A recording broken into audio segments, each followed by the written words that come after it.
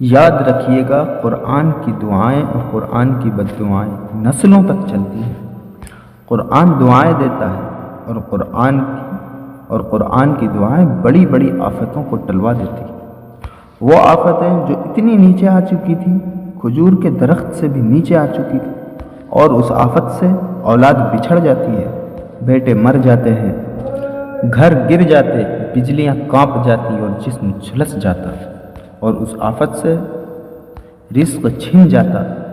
وہ آفتیں جو عزتوں کو تار تار کر دیں، وہ آفتیں جو آباؤں کو ختم کر دیں، وہ آفتیں قرآن کی دعاؤں سے ٹل جاتی ہیں۔ قرآن کی دعاؤں سے، یہ سورہ اخلاص بھی تو قرآن میں ہے، ٹل جاتی ہے۔ فرمایا کہ قرآن اللہ کے خزانوں میں لٹک کر دعائیں مانگتا، اللہ کے عرش سے لٹک کر۔ قرآن کی صورتوں کے بارے میں یہاں تک آیا ہے، دعائیں مانگتا ہے، یا اللہ جس نے ہمیں رحمت کی نظر سے دیکھا، یا اللہ جس نے ہمیں دیکھا یا اللہ جس نے ہمیں دیکھا تو انہیں رحمت کی نظر سے دیکھ، یا اللہ جس نے ہم سے پیٹھ پھیر لی تو بھی ان کی طرف پیٹھ پھیر لے۔ کتنے گھر ایسے تھے جو کہتے تھے ہمارے گھر میں جادو ہے، جنات ہے، اسرات ہے، آسیب ہے، بندش ہے، کسی نے کچھ کر دیا، باقاعدہ ہمیں نظر بھی آتا ہے اور ہم نے اپنی آنکھوں سے دیکھا بھی ہے۔ کتنے گھر ایسے تھے۔ وہی حل ہے، وہی گھر ہے جب سے قرآن کو زندہ کیا، قرآن کو آباد کیا، اس کی تلاوت کی، اس کو دیکھا، اس کو پڑھا، قرآن سے دوستی کی، قرآن سے تعلق بنائے۔ وہی گھر ہے جن کے گھر میں خوشیاں، خوشحالیاں، عزتیں، رزق، صحت، تونگری، وہی گھر۔ اب یہ دیکھیں کہ آپ قرآن کی ایک چھوٹی سی آیت پڑھتے ہیں، چھوٹی سی آیت، اس کا رزلٹ ملتا ہے۔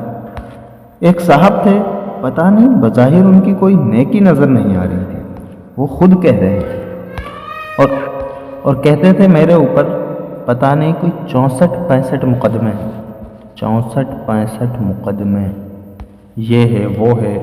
مجھے کہنے لگے ایک چیز سے بچ جاتا ہوں۔ میں نے کہا کیا؟ کہنے لگے موبائل سے سنا دوں؟ میں نے کہا یوں ہی بتا دوں؟ کہنے لگے مجھ سے آتی نہیں، بس میں یوں ہی سنتا ہوں۔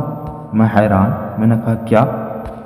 اور جب اس نے یوٹیوب کھولا تو افحسبتم انما خلقناکم عبثا، سورۃ مومنین کی آخری 4۔ میں نے کہا اس سے کیا ہوتا ہے؟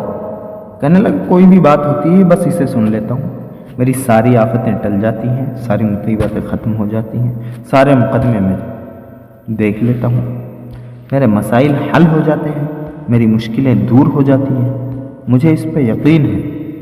صرف سنتا ہوں، آتی نہیں ہے، مجھے آتی نہیں ہے یہ پڑھنا۔